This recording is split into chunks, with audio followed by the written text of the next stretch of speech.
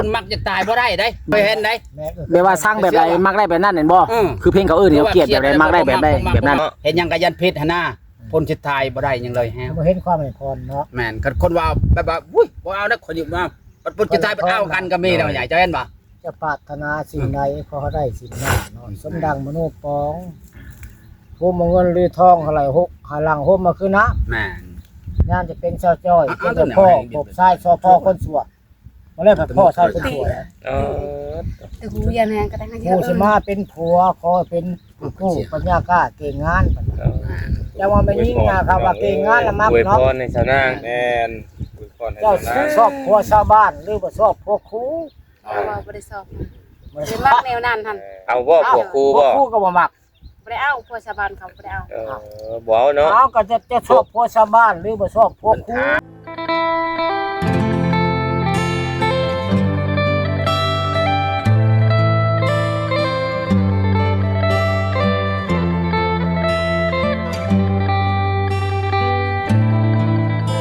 เพิ่นเว้า พวกครูนี่ก็บ่เอาเนาะ เจ้าชอบ ให้มันสมใจหนูเขามักชอบผัวชาวบ้านเนาะ ยอดนุ่งประชงแม่งแรงด้วยเศร้าซอยเพ้นตะเว้นบายให้เจ้าพ่อนอขอโทษเจ้าอยู่คุยามจังว่า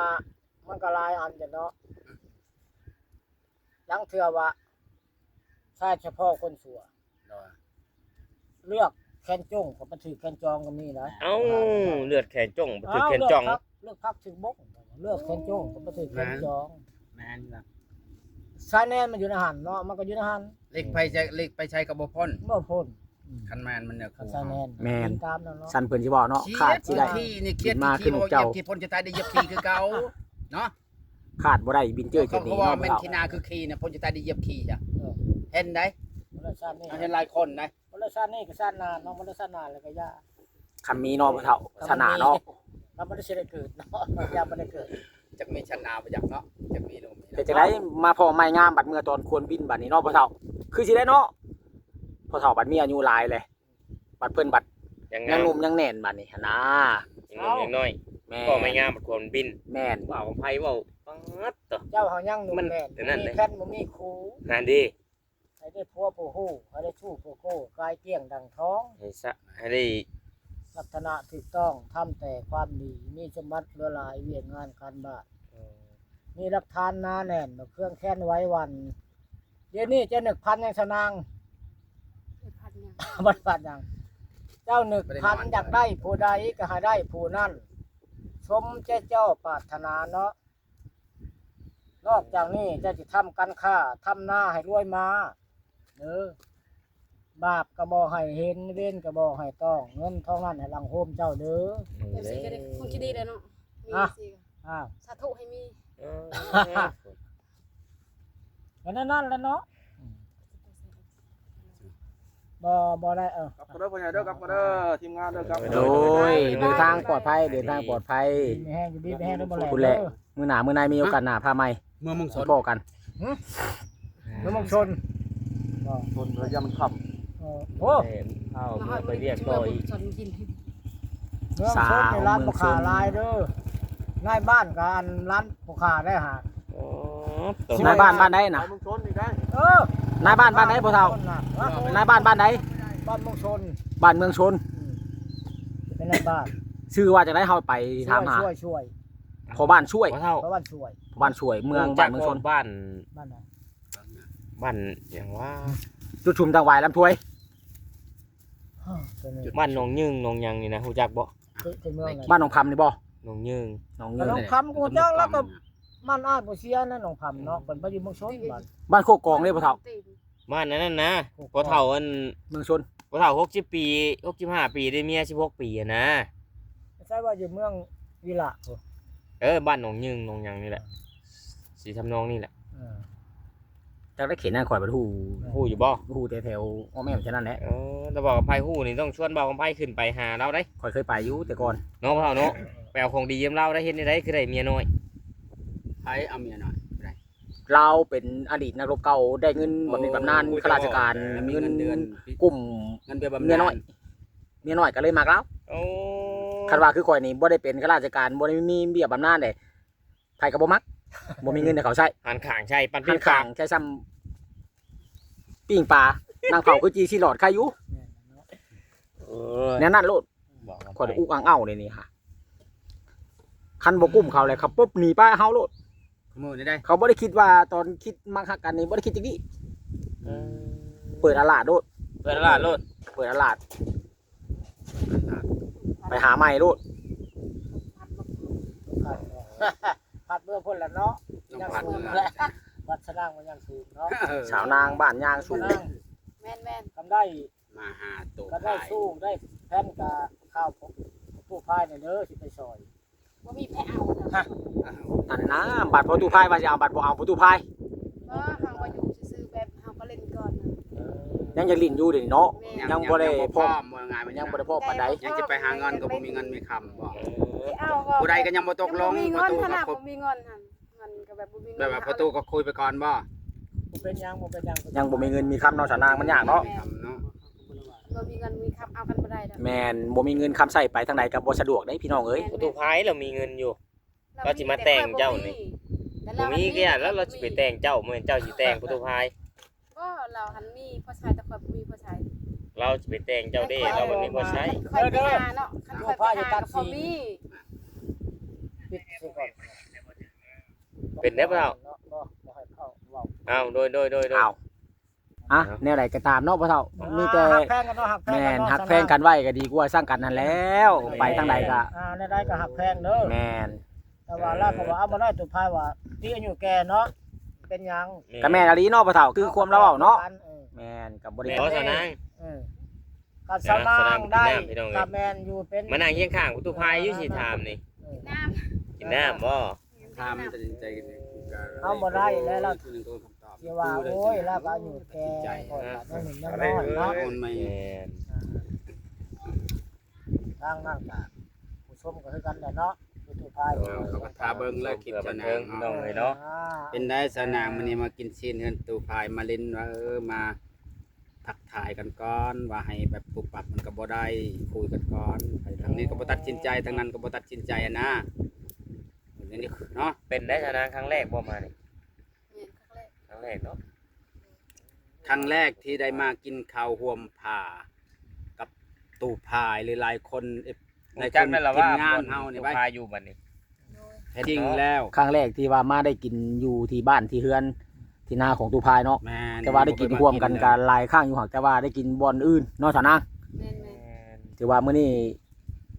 บุญมาวาสนามีได้ ว่ามีบุญพระป่ามาแต่ประเทศไทยเนาะ กรุงเทพฯพุ่น มา ล่ะ จากกรุงเทพปุ่นก็เลยว่าให้สอนนางมาเล่นมานำมากินซีนกินหยังมาเว้ามวนโฮแซลนำกันเนาะ แม่น ครั้งแรกว่าที่ว่ามาหาภาษาพายฮอดบ้านฮอดที่นี่ ครั้งแรกแล้วบ่เคยมาบูจักเอากกบกตัวนี้จะมาอยู่ โอ้ ใส่ บัดไปหาภาษาก้อนจักเทื่อสาวนาง ไปเลยเลย ไปเรื่อยๆจนจำบ่ได้แม่นบ่ไอ้หนอม ไปเลยๆไป2เทื่อ3เทื่อไปเรื่อย นั่นเลย บ่ ๆไปเรื่อยๆทางเบิ่งไป คือได้ยินเขา ไปเทื่อเดียว จักว่าลอยไปพ่อมาจักชนะ ไปเทื่อเดียวนะ ไปเธอเดียวแต่บ่ คือได้ยินเขาว่าเอา ไปสงทื่ ไข่หมูแดงเอาต้มไก่ต้มหยังไปต้อนเล่าบ่แม่นอดีบ่นี่ฮะ หาก็ไปสองเถื่ออันนี้หาก็ไปเทื่อหนึ่ง จะได้บ่ครับ ตอนนี้แย่งกันได้ แม่นว่าฉัน ใส่กระบอกก้อน เอ้า เอา กูชื่อ เออ ไข่มดแดงแสนซาว เอ เล อย กูชื่อกับปู3ตัวนี่101 เออ ไข่มดแดงแสนซาวมันนับบ่คู่แม่นบ่ มันหลายไข่บ่ มันลายไข่ เอาเลย ผู้พายนี่ น่ะ นับคู่กับปูนี่ อ๋อ อย่ามึง จักบ่ได้ เออเพิ่นว่าไข่หมูแดงเพิ่นหลายกว่า ไข่มดแดงมันลายเนาะเพิ่นชื่อแสนซาว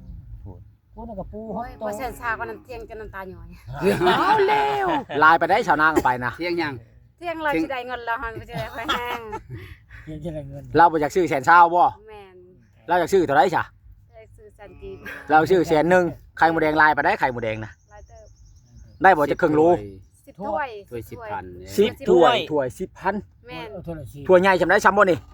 ว่าถ้วยน้อยเนาะมันถ้วย10 โอ้ เขาขายอยู่ตลาดเด้ โอ้10ถ้ว บัต ย ร หลายธรรมดาได้ อันนี้เอาไปส่งเขาเทือนอีก แม่น ไปส่งฮอดเฮือนอีกเด้ค่าน้ำมันรถเราให้ชายพัน2,000ด้วยนะ แม่นเขา ใครขับมาส่งให้ ตอนนี้ตู้พายก็ชื่อกับปูอยู่หัน6ตัวไปส่งเฮือนชาวนางเนาะ แม่ ใส่ก็เพื่อน ฮ่า หมู่ป่า บาทตุก่อนบาทชานางมือส่งให้เนาะ มัน มักตู้ก้อนแฮะ เออ ผู้ใด จนว่าซื้อจนว่าเอาต้มไก่ไปต้อนว่าเทื่อหนึงแม่นบ่บ่นอม มาส่งซื้อบ่ได้มาแล้วทางนั้นก็บ่ได้ ตู้ มา พายว่าจักจันมาในเด้อชะนางเอ้ย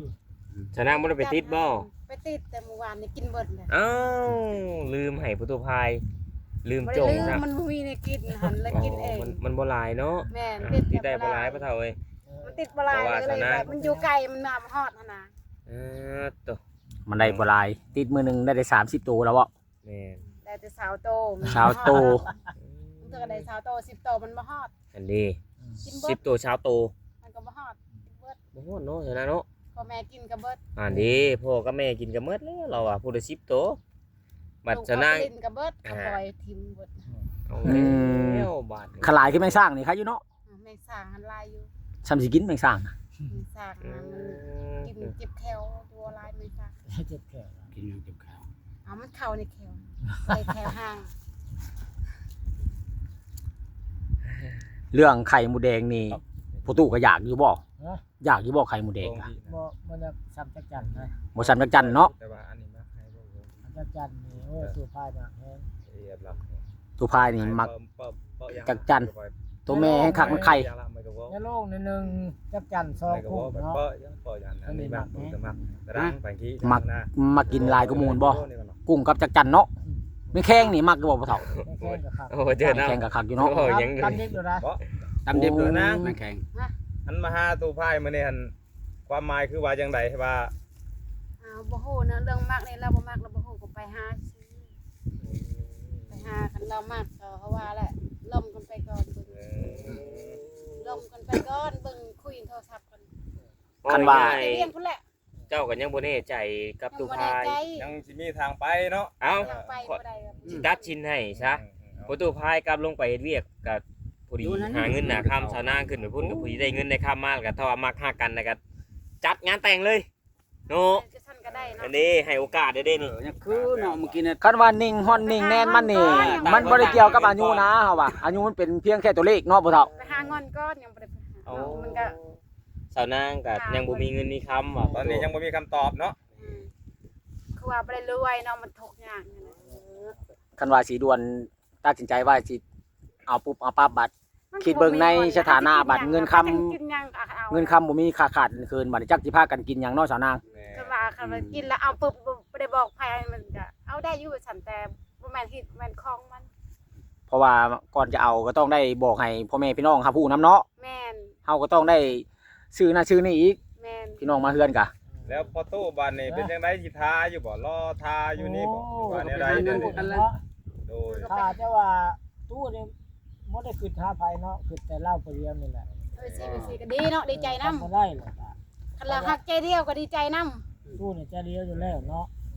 ก็ให้เป็นค ทาน ง จริ เดียว ง ใจเดียวได้ บ่เคยไปหาไผหลายคนเนาะประตูเฮาเชื่ออยู่ประตูนี่ มาเว้าแล้วก็สิซื้ออยู่ข้าพบสนางนี่ เราบ่กินยาบ่สูบเนาะหายากนั่นเนาะ หายาก ตัวนี้นี่ครับไปเวียกก็กินอยู่เนาะคันยาเนี่ย กินแต่เป็นเวียกเป็นงาน เฮากินแต่เวียกเป็นงานกันสับตอกประเดนี่ก็ไปบุญเลยกินน้ำมูซื้อ ทำเรื่องว่าโอ้สิเขาลองไปนอนนี่เนาะเรื่องว่าตะกี้ล่าว่าโอ้ย่านว่า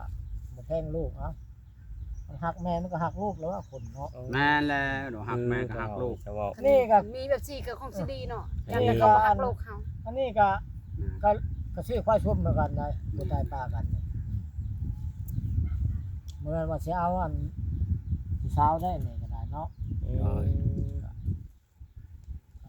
ก็เบิ่งไปก่อนเนาะลองคบไป เฮาก็บ่ได้ว่านั่นบ่ แม่นเป็นจังไดตู้พายได้ยินสาวนางว่าไปทีแล้วตู้พายจะว่าจังไดดีใจแน่บ่จังหน่อย ก็ดีใจอยู่เนาะ เนาะ พอมีหวังแน่บัดนี้เนาะพ่อเฒ่า แน่ว่าไปสิเนาะบ่ละตัดปดๆแล้วบ่คักแล้วเนาะ บ่แล้ว ไปหาเงินก่อนเนาะ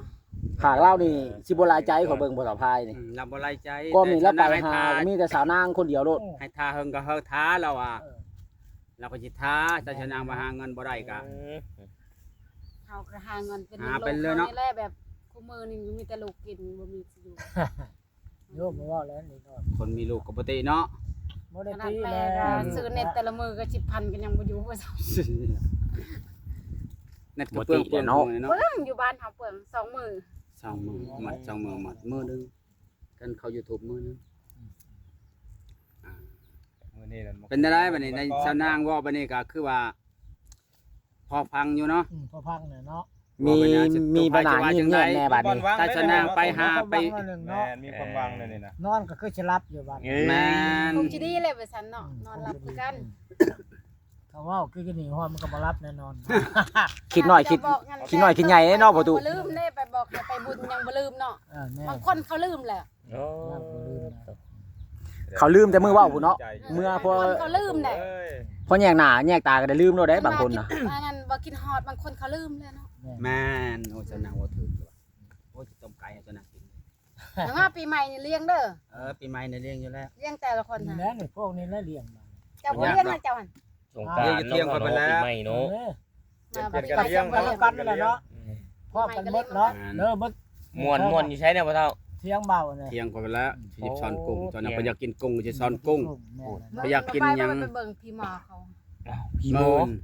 แม่ มาเล่น ว่าแท้ อยู่บ้านเฮา เฮ็ดได้ไหนอ่ะน่ะ เขาเต้นเขาพ่อน พ่อคือกัน ยาว อ่ะ ยาวเดปี เคยเห็นอยู่บ่พอน้องแพทย์ บ่เค เค ย ย แล้ แล้ว วแม่เราได้ แบบว่าเพิ่นพ่อได้ต่อยนี่บ่ เป็นชะนางแล้วนะ พ่อได้ต่อยเรื่องผีนี่บ่ พรชะนางก็อยู่ เก้า หั่น โมงประมาณนี้แหละ สร้าง มัน ว่า ก็บอกบ่ถือคือกันว่าต้องไปเบิ่งมือมันเป็นแนวใด หลายคนบ่สาวนางหลาย บ้านนี้ จักคนเบิดกลุ่มน่ะ เสียงแค้นก็มีเด้เสียงแค้น มีแต่เชียงแขนเชียงของไอ้ต้มก็ติ โอ้ มีแต่เสียง เสียง แค้น เขาล่ำก็มี มีพิษนะ มันบ่มีพินบ่ มีเห็น เสียงลำผู้ชายลำผู้หญิงมีเบด ลำผู้ชายลำผู้หญิง มีเบด คือ แบบ คือบ่แผนรับเป็นนี่ไปรับใส่ก็ได้ เป็นจังได๋พ่อใหญ่สิไปนำบ่ชะนางได้อยู่เป็นเฮ็ดเจ้าภาพเฮ็ดครัว แล้วก็มี ก็ได้ พวก เฮ็ เขา ดกิน ของ เขาบอก กิน ให้ไปเฮ็ดกิน ไปกินข้าวกินน้ำกิน ไปหาสาวนางนี่ กิหมูว่าง ถือท่องไปอย่างเดียว บ่ได้ถือ ถือท่องไปเดียวสาวนางเป็นเจ้าภาพ ไผสิแต่ตู้พายไปอ่า คนแถวนี้แหละ นี่เด้อพวกมาพอได้มาทางนี้ก็มารับ คันเฮาว่างเฮามาเอาคันบ่แผนว่างก็บ่แผนมาเอา พ่อแพทย์ยันสิบ่ได้ว่างชงจักการมื้ออื่น ข่อยแฮงเต็กแล้ว เจ้า คงจะการให้จำเฮือนเลย อ่า แฮงเต็กแล้วน่ะติดเฮือนเลยนะฮะ บ่ได้ไป พ่อแพทย์ก็บอกกำไผยังบ่ได้ไปมื้อ แม่น เพราะว่ามี คันบ่มี ญา เวีย ติ กก็ บ่ ไป มีพี่น้องใกล้ คันมีเวียกอ่ะ แม่น อยู่คันบ่มี มี เวียก แล้ว ก็ไปบ่สิ มีแล้วเวียกนะทรงสการพี่น้องเพิ่นเสียเมื่อวานนี่ติดเฮือนติดกันรถคนละภาคทาง โด เพ ย ราะว่านี่ก็ส่งสการนั่นมาเคยด้วยกัน โอ้อันนี้แหละ ถ้าแนวใดก็เดี๋ยวมาเจอเจรจากับน้องอีกที่เก่าว่าแนวใด จะมาเลยจะไปรับ แต่ว่าก็อยากไปอยู่หั่นแหละแต่ว่ามันคาภารกิจแล้วนะ แม่นพ่อแพทย์ขยันไป แล้วก็เมื่อเลยแล้วก็มาชงกับเจ้าเด้อพอดีเด้อแล้วมารับเอา มีแต่ว่า เฮาก็ไปเฮ็ดอยู่เฮ็ดกินทาเพิ่นอยู่พุ่น แม่นแหละ ผู้แหละมื้อหน้ามื้อในเนาะบ่ มื้อ แม่ หน้ามื้อในเฮาจังไป จังไป ได้เรื่องกินนะ อยู่บ้านบ่หนอมเนาะ ปีละ แต่ เท่า ว่า ได้ โอ้ยเคยเท่าว่า แม่นอยู่แม่นอยู่ คนเฒ่าแห่งขยันกว่าคนนม โอ้ยขยันนะ หลี ขยันแต่เฮ็ด นี่ เวียก หั บ่ ว เฒ่า เฮ็ดผู้เดียวก็คืนเบิดนี่พ่อเป็นนา ว่าทางนั้นบ่ดินเจ้าไงอันนี้ของไปตัวนี้ของไปตัวนี้ ของแม่นเบิดแถม แม่นเบิด อันนี้ก็แม่นบ่ เดินตัวนี้ก็แม่นเนาะ แม่น ดิน เฮ็ด เยอะ หลายเด้ เฮ็ดผู้เดียวได้นี่ ดินเยอะนั้นบ่ได้น้อยเด้อเนาะ ต้องเศร้าเอ็ดอีกตา 21เฮกตาร์ขับไปทางนาบ่นี่มวยง่าย ดินลายเลยของบ่เนาะตัวนี้ฮอดใช้ทางนั้นฮะทางพุ่นน่ะ ข้าหัวพุ่น มีหัวอยู่พุ่นเท่านั้น ข้าง ว่ะ นองลงบ่เฒ่าย ามนั้นลิง ลงพุ่นฮอดใช้มีบ่นาอยู่พุ่นน่ะ พุ่นแล้วนาลงพุ่นแล้วมันบ่ได้น้อยได้นา นาเจ้าหั่นน่ะ คิดว่ามันเข้า ของ นา บ่ พากันไหนนาอันนี้บ่แม่นนาได้เนี่ยเดิน เดิน เดิ เนาะ นแล้วนี่บ่แม่นได้ ดินลายดิของบ่เนาะ พูดได้ถ้าว่า ประตูภายมันเป็นดินธรรมดาเนาะ ขา ขาย ย ดี ดี ก็ ก็ รวยแล้วเนาะ พูดแล้วผู้ประตูพายอยู่เพื่อนไว้อีกหลังนึงเนาะเนาะเฒ่า ใครได้ เนาะ ชาวนาผู้ใดจะตูพายก็โทษ เน่ประตูพายเตรียมไม้เตรียมหยังไว้เลยสิยอเดือน6 สิ่ นี่ งแม่นไม่ได้มากมาเด้อผู้ สิยอปลูกเกินไว้